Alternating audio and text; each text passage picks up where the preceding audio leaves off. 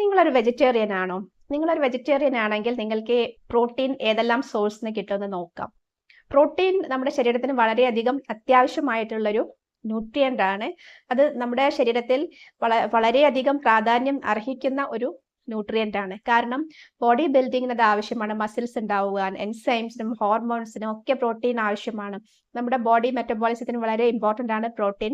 നമ്മുടെ cell ഡിവിഷനും cell ഫോർമേഷനും ഒക്കെ അത്യാവശ്യമാണ് പ്രോട്ടീൻ. അപ്പോൾ ഒരു വെജിറ്റേറിയന് എന്തെല്ലാം ഭക്ഷണം കഴിക്കുകയാണെങ്കിൽ പ്രോട്ടീൻ കിട്ടും നോക്കാം.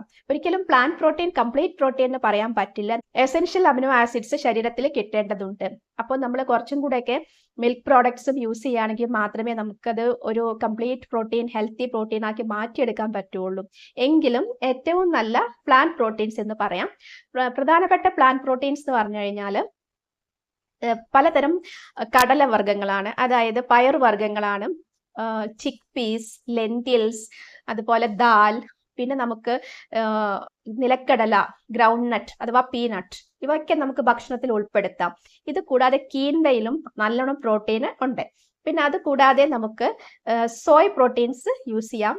പിന്നെ യോഗേർട്ട് യൂസ് ചെയ്യാം, ഗ്രീക്ക് യോഗേർട്ട്. ഇതിലെല്ലാം നല്ല പ്രോട്ടീൻസ്, ഡയറി പ്രോഡക്റ്റിൽ നല്ല പ്രോട്ടീൻ ഉണ്ട്. അപ്പോൾ വെജിറ്റേറിയൻസ് ഡയറി പ്രോഡക്ട്സും കൂടെ യൂസ് ചെയ്യാം, പയറുവർഗ്ഗങ്ങളും കീൻവയും സോയ് പ്രോട്ടീനും കൂടാതെ. അപ്പൊ ഇതെല്ലാം നമ്മുടെ ശരീരത്തിൽ വേണ്ടത്ര എസെൻഷ്യൽ അമിനോ ആസിഡ്സ് നമുക്ക് തരും. അത് നമുക്ക് ഫുഡിൽ കൂടെ മാത്രം കിട്ടുന്നവയാണ്. അപ്പോൾ വെജിറ്റേറിയൻസ് ഇതെല്ലാം യൂസ് ചെയ്യാം. Stay tune with Sam's wellness.